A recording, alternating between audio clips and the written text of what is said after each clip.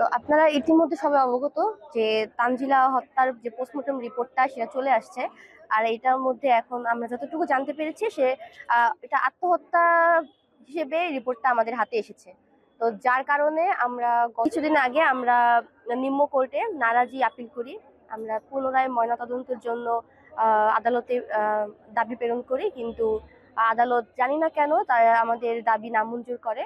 তো যার কারণে আজকে মানববন্ধন করেছি। কারণ আমরা চাই যে যে আহ, আমাদের বোনের যে রিপোর্টটা আসছে, আমরা এটা মানতে নারাজ। কারণ আমরা শুরু থেকে দাবি করেছি এটা একটা হত্যা মামলা, যেটাকে আত্মহত্যা বলে সাজানো হচ্ছে। তো সেই কারণে আমরা চাচ্ছি যে আমাদের যে রিপোর্ট আসছে এটা ভিত্তিহীন। আমরা চাই আবার পুনরায় ময়নাতদন্ত করা হোক। কারণ বাংলাদেশের প্রেক্ষাপটে এটা নতুন কিছু না। এরকম অহরহ ঘটনা ঘটেছে যেখানে মামলা ডিসমিস হয়ে যাওয়ার পরেও বেশ কয়েক বছর পরে আবার লাশ উত্তোলন করে পোস্টমর্টম করার পরে দেখা গেছে যে আসলে তাকে মার্ডার করা হয়েছে। তো যার পরিপ্রেক্ষিতে আমরাও চাই যে আমার বোনের যেই হত্যাকাণ্ড সংঘটিত হয়েছে তার আবার পুনরায় ময়নাতদন্ত করা হোক। আমাদের শুধু একটাই দাবি, আমাদের আদালতের প্রাঙ্গণে একটাই দাবি, যে আমাদের শুধুমাত্র আমাদের আরেকটা সুযোগ দেওয়া হোক। একটা স্বাধীন রাষ্ট্রের নাগরিক হিসেবে এটা আমাদের একটা মৌলিক অধিকার। আমরা প্রাপ্য। কারণ এটা সবাই প্রাপ্য। এটা এর আগে বাংলাদেশে অনেকবার হয়েছে, তা আমরা কেন বঞ্চিত হব? তাই আমরাও চাই যে আমাদের একটা সুযোগ দেয়া হোক। তারপরেও যদি কোনো কারণে যদি আমার বোনের রিপোর্টটা আত্মহত্যা আসে, তখন আমরা এটা মেনে নেব। কিন্তু যেহেতু আমরা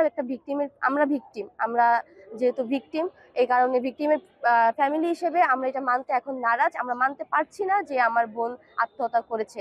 কারণ আপনারা ইতিমধ্যে অবগত যে পোস্টমর্টমের পরের একটা ছবি এবং পোস্টমর্টমের আগের একটা ছবি, দুইটা ছবির মধ্যে রাত দিন তফাৎ ছিল। আমরা যখন আমাদের বোনকে পোস্টমর্টমের জন্য পাঠাই, তখন আমার বোনের মৃতদেহটা পুরা নর্মাল ছিল, ওর কোথাও জিহ্বা বের হওয়া ছিল না। কিন্তু যখন ওকে পোস্টমর্টম করে নিয়ে আসা হয়, তখন কিন্তু ওর জিহ্বা বের হওয়া ছিল। সো এই জিনিসটা দেখে আমরা শুরু থেকে একটু ইতস্ত বোধ ফিল করেছিলাম। আমরা ভেবেছিলাম যে কিছু একটা গরমিল আছে। আমরা ভয় পাচ্ছিলাম যে হয়তো বা রিপোর্টটা এদিক সেদিক হতে পারে। তো সেখান থেকে আমাদের ভয়ের সৃষ্টি। তো এই জন্য আমরা আদালতের কাছে আবেদন করছি, আমরা অনুরোধ করছি। আমরা কোনো দাবিও না, আমরা জাস্ট অনুরোধ করছি যে আমাদের আরেকটা সুযোগ দেওয়া হোক, যাতে আমার বোনের পুনরায় ময়নাতদন্ত করা হোক। আমি মহামান্য আদালতের কাছে আসছি আমার মেয়ের সুস্থ বিচারের জন্য। আমার মেয়ের সুস্থ বিচার চাই।